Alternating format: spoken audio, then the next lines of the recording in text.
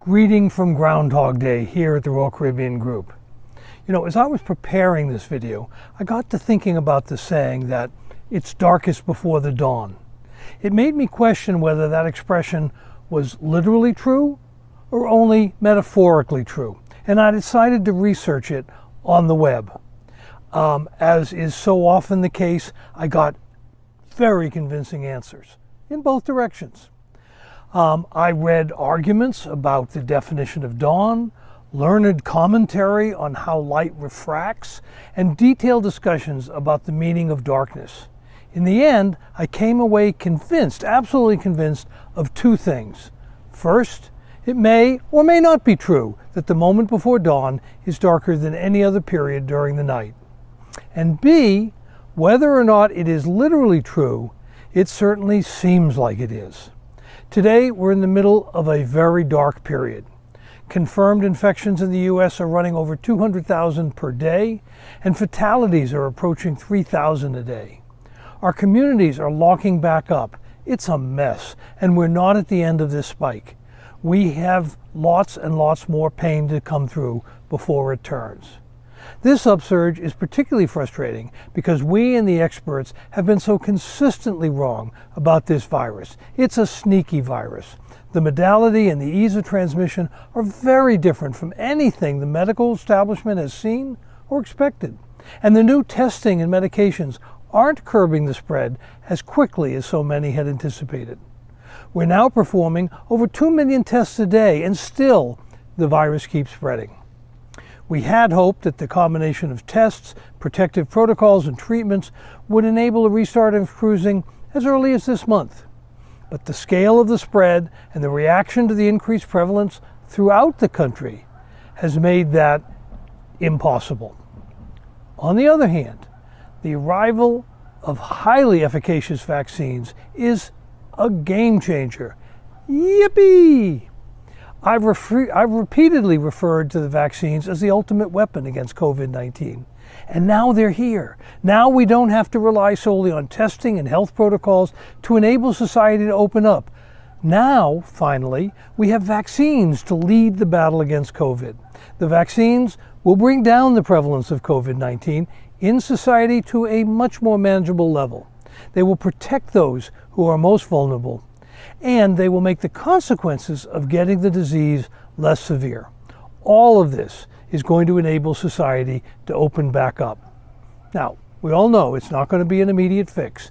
It will take some time, but finally we can see a more clearly defined timeline.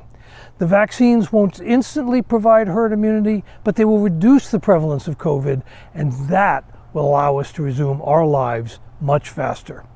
And when the turn comes, it's pretty clear to me that it will come quickly. Right now, the cases seem to be growing rapidly, and it's hard not to think that they will continue to grow indefinitely.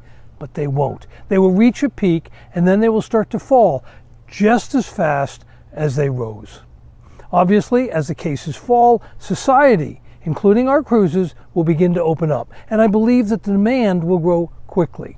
People are tired and frustrated, and they want to get away from this Groundhog Day experience.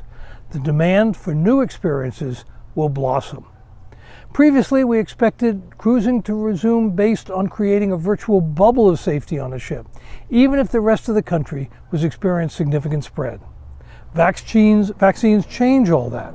Today, we envision that the key, but not the exclusive factor, will be the vaccines rather than purely the protocols. Not to say that the protocols are irrelevant. For example, we just had a guest test positive on one of our early sailings out of Singapore. However, in this case, the protocols and collaboration with the Singaporean authorities resulted in swift containment of any potential COVID threat, some guest inconvenience, and a recognition that working together, our cruises can operate and deliver great experiences. It turns out there was no outbreak and only limited disruption. We did shorten the cruise by a day, but as we all gain experiences with such logistics, even this kind of thing won't be necessary. Now, as it turned out, the guest was retested and tested negative. He didn't have COVID, but the false positive gave us a real-world chance to test our procedures, and they performed well.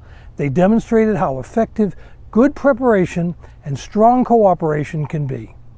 As we said before, such experiences really allow us to test our processes and prepare better for a full operation. They enable us to refine our preparation and give confidence to your clients. We've waited a long time for this. We never imagined that it would take this long, and we never imagined that we could survive with such a lengthy shutdown. But we have all persevered. As hard as it's been, we in the travel and tourism industry have gone 9 months under the hardest possible conditions. We still have months ahead of us, but the dawn is approaching. After all this time, it's hard for us and for each of you to contemplate having to wait still longer. As I said before, it's hard to think that the sun is coming when you're in the middle of the storm, but it is. Although the first cruises will be later than we expected, the resumption of cruising will ramp up faster and be more robust. The range of possible outcomes has narrowed, and the resumption of normal life is now more clearly in view. We can see that the spring and summer are coming, literally and figuratively. We have had to find ways to work together to get us to that exciting time. I'm thrilled to think about how strong that resurgence will be and how quickly we will get back to the robust market we were enjoying just a few months ago. As we enter the holiday period this year, it's tempting to focus on leaving behind the terrible 2020.